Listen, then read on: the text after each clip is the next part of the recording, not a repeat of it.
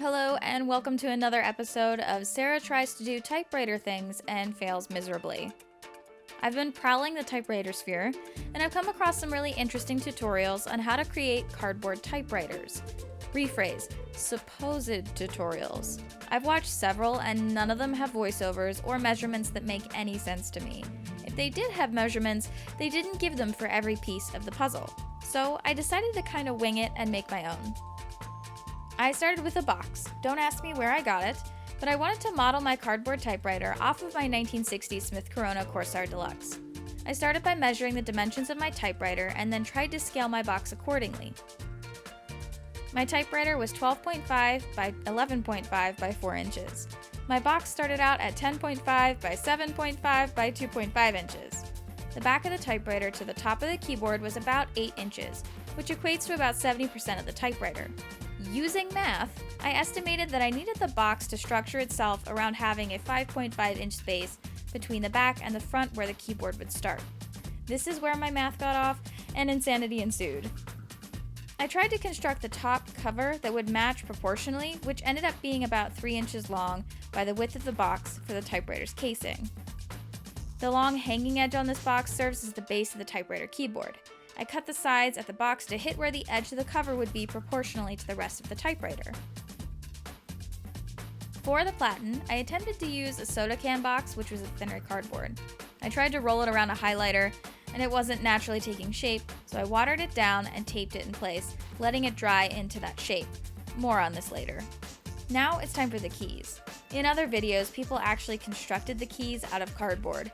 That sounded like a lot of work to me, so I just printed out a typewriter key font, which I have linked in the description, onto a cardstock paper and printed it out.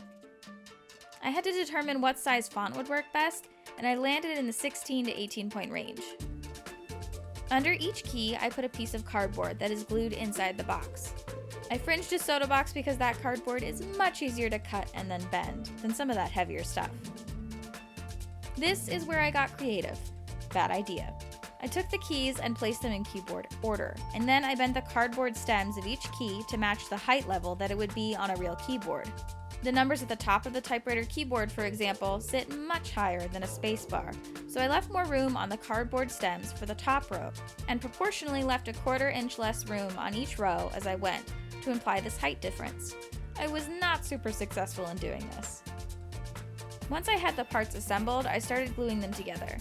I cut a thin band to go around the front edge of the typewriter that sloped at the edges to give the typewriter the shape of the portable typewriter. I also glued in some tissue paper to the bottom of the keyboard area to give it some more color. I immediately regretted this because gluing keys to tissue paper is stupid. The tissue paper rips and it doesn't hold the keys in position well. I eyeballed the distance of the keyboard keys from each other. In retrospect, I definitely should have measured to make this more visually pleasing. I also found that the box and the edge was not symmetrical, so just don't look at it too long and you'll be fine. I glued in colored cardboard inserts for the area underneath the Platen roller for visual aesthetics. I tried to use the cardboard Platen, and it did not fit well into the holes I cut into the box for the roller to fit into, so I ditched them and went with a dowel rod I found instead. I took can imprints from the bottom of the soda can box and cut up cap rollers for the Platen. I also cut out a shape that looks like a carriage return lever and glued it to the box. I forgot to leave room for the space bar, whoops, so I added a bar in at the last minute. Lessons I learned. I should not be allowed anywhere near a box cutter. Glue guns maybe should be reconsidered, and I definitely don't have the patience for tutorials for objects that are just visual displays. If there was a way to construct a working cardboard typewriter, I would be way more interested, but because it just sits there, I was not willing to sink any more time into this project. All in all, I think it really only took me 2 hours to do this, but I was also watching TV and eating while constructing this typewriter because multitasking. If you want to conquer a complicated DIY like these tutorials suggest, I think you'll need to watch the source material a few times and be very patient. There are plenty of cool things about typewriters on the internet, and I think I'll spend my time looking at real machines rather than trying to construct them out of cardboard from now on. If you guys are interested in typewriter content, follow us on Instagram at just.my.typewriter.